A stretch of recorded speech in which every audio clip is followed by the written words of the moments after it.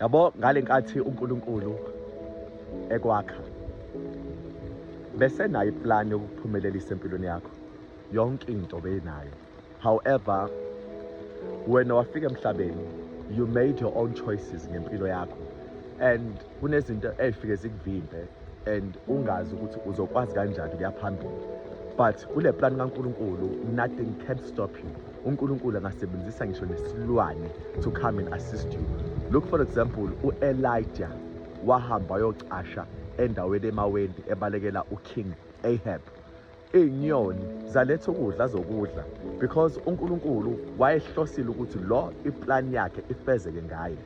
Remember uJona waphonswa olwandle and uNkulunkulu waletha inhlanzi yamgwinya for 3 days eseswini senhlanzi yawomphalaza eNineveh.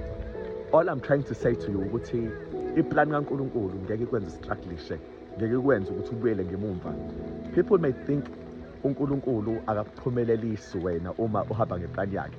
Uma uNkulunkulu useplanini yakhe, you are guaranteed to succeed. Ngithi-ke mina uNkulunkulu ngaze wazi ukusiza ule ehlane, ufuna usondele kuyena ukuze uzokwazi ukusizakala.